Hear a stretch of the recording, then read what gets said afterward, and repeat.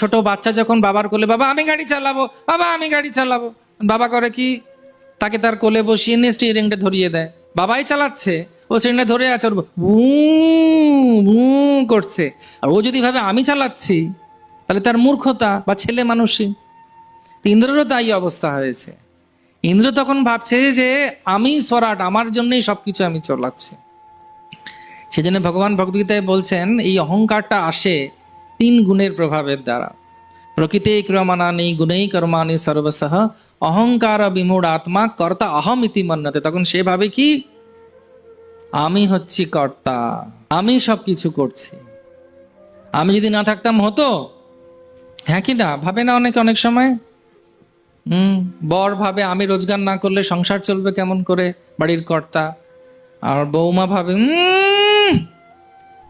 বললেই হলো, আমি যদি সংসারটাকে না ধরে রাখতাম তাহলে তুমি এত কিছু করতে পারতে, জলের মতো টাকা চলে যেত।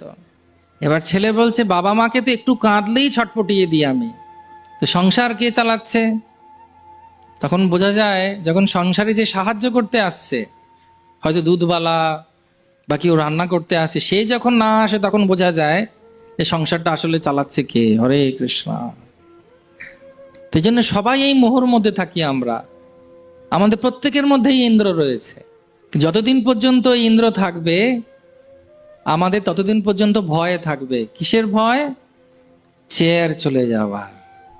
লাইন দেয় না অনেকে, ইট রেখে, ব্যাগ রেখে, এই আমার লাইনটা আছে তো, এই তোর জন্য জায়গা রেখেছি, আসবি আমার পাশে বসবি, রুমাল রাখা আছে।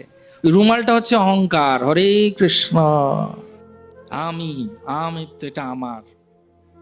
জানলার ধারে ট্রেনে ট্রেনে করে যাবে, যখন জানলার ধারে ইয়ে রেখে দেয়, রুমাল রেখে দেয়, 2 ঘন্টার যাত্রা, ওই অহংকার যে আমি। সেই জন্যে কৃষ্ণ লীলা করলেন। তো এই অহংকারগুলো কেন আসে?